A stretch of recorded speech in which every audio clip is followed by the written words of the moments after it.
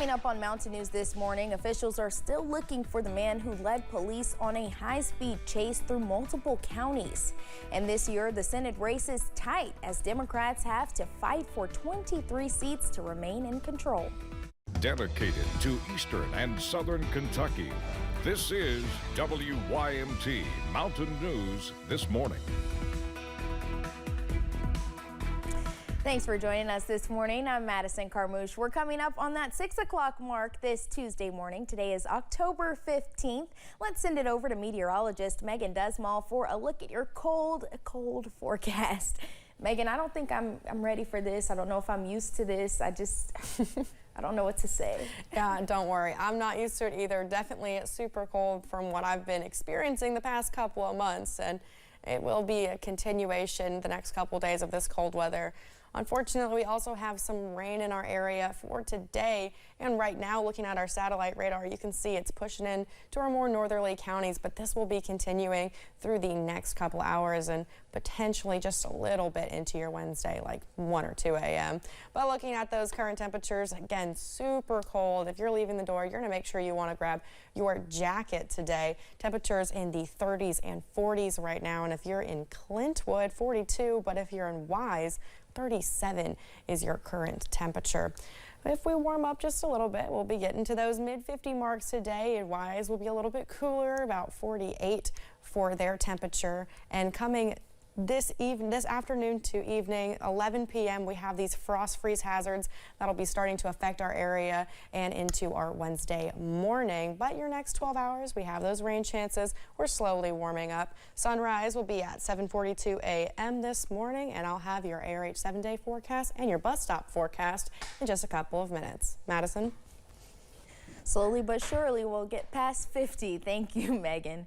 Thousands of people in Florida who evacuated ahead of Hurricane Milton last week are returning home, and many are finding complete devastation. In places like Grove City and Treasure Island, families found nothing but foundations left and entire neighborhoods wrecked.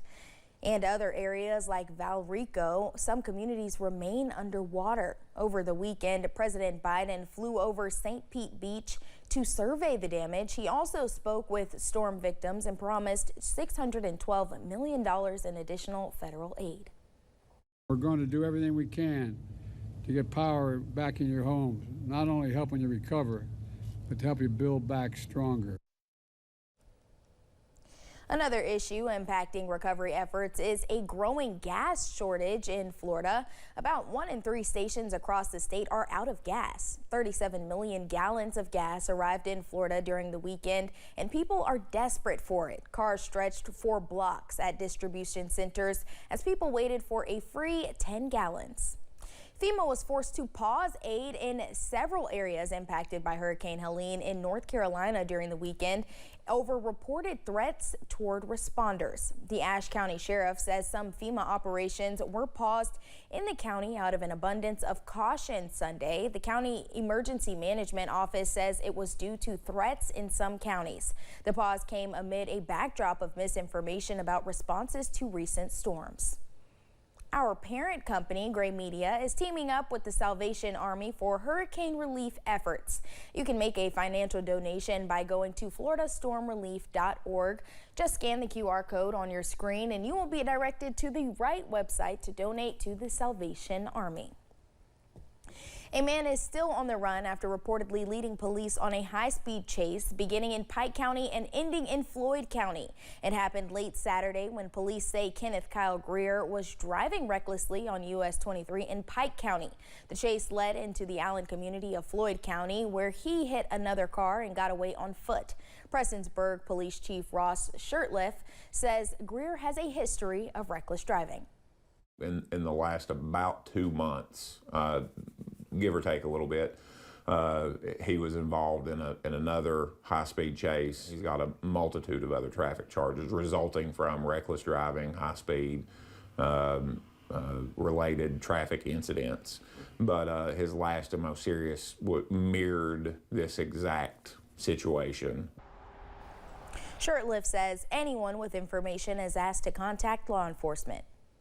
Kentucky Secretary of State Michael Adams announced a new program to further protect domestic violence survivors. Participants in Kentucky's Safe at Home program can now have their personal information removed from the internet for free. It is through a partnership with Delete Me, a national privacy service. It aims to protect survivors from being found by abusers. Safe at Home participants have to opt in to receive the service. Here is what Adams had to say about the announcement. Quote, "Last year, I extended protections to domestic violence survivors to prevent their information from being displayed on government records. This year, I am proud to extend those protections to information that can be found easily online." A Lexington group is seeking help this holiday season. Military Missions is preparing care packages for service members overseas filled with snacks, hygiene products, socks, and entertainment items. Volunteers are gearing up for their Christmas shipment and need your help collecting items. They send out about 2,000 packages each time, including cards from the community. It gives me goose pimples. And it's really a great feeling because we do get cards and letters back from the troops saying how much they really appreciate it. Just about 71 days away from that Christmas mark, donations can be dropped off until November 8th. Both state and federal governments recognized yesterday as Indigenous Peoples Day, but they do not officially recognize any tribal nations in Kentucky. The 2020 census says more than 90,000 Native Americans are living in the state, but the lack of recognition persists. Venus Evans is from Corbin. She represents a nation out of Maine. Evans says the Shawnee and Cherokee were moved out west by 1830. That event, she says, impacts recognition of those tribes today.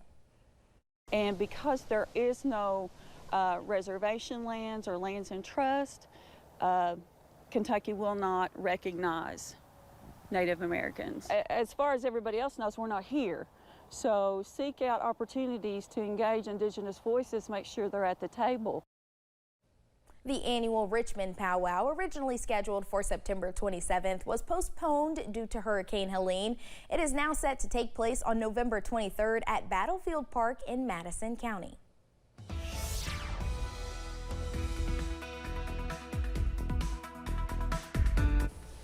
It is a cold morning out there. Make sure you're grabbing your jackets on the way out. You do not want to forget them today. Current temperatures are in the 40s and 30s this morning. The cooler areas are at 37 degrees, but some areas are a little bit warmer, thankfully at 47 in Charleston. But as we continue throughout the next couple hours, we will be warming up ever so slightly into these highs for today. We're going to be in the 50s, between the low and mid 50s across the area. The better temperatures obviously being a little bit more south. But as we continue into the Kentucky River Valley, it's going to be a little bit warmer, and even our Big Sandy Valley is mostly seeing that 51-degree mark. But for the bus stop forecast today, temperatures will be nice and chilly this morning. We do have the chance for rain today, and we'll continue to see those temperatures gradually increase with some cloudiness this morning. Madison? All right, Megan, thank you. Republicans are on offense in the race to control the Senate in 2025 and beyond. More than 2/3 of the seats up for election on November 5th are currently held by Democrats. WYMT's Washington News Bureau correspondent Brendan Cullerton breaks down the factors shaping the race. The Cook Political Report says this is the most favorable election map Senate Republicans have seen in decades, and it would likely take Democrats pitching a perfect game to hold on to control of the chamber. With 23 members up for re-election compared to just 11 for Republicans, the Cook Political Report says Democrats face an uphill battle on maintaining an edge in the Senate. Democrats have no room for error. Not only do they have to re-elect every single Democratic incumbent, but Kamala Harris also has to win the presidency so that Tim Walz would be the tie-breaking vote in a 50-50 Senate. Making things more difficult for Democrats, most of the Republican seats up for election are in solid red areas, while Democrats must defend seats in toss-up states or even states that have become increasingly red. These are senators that won in 2006 when Democrats flipped the Senate in a backlash to President George W. Bush. They were reelected in 2012 when President Obama cruised to re-election, and then they won in 2018 when Democrats had a successful midterm in a backlash to President Trump. Forecasts show particularly difficult races for John Tester of Montana and Sherrod Brown of Ohio, two states that have become significantly more Republican since the early 2000s. In a presidential year when we are far more polarized as a country, and these states are, than they were when they were elected, almost 20 years ago, that just is where I find it hard to find a path to survival. Republicans underperformed during the last election cycle, which Minority Leader Mitch McConnell blamed on bad individual candidates. But the GOP is widely believed to have a better crop this time around. Overall, they have done a better job, particularly in a place like Montana, in a place like Pennsylvania. Despite the GOP advantages, Cook predicts a close contest, believing Republicans will likely hold 51 to 53 seats in the next session of Congress. In Washington, I'm Brendan Cullerton. Thanks for joining us on Mountain News this morning. More news is on the way. When we return, the candidates are still on the road as they make their rounds in key battleground states.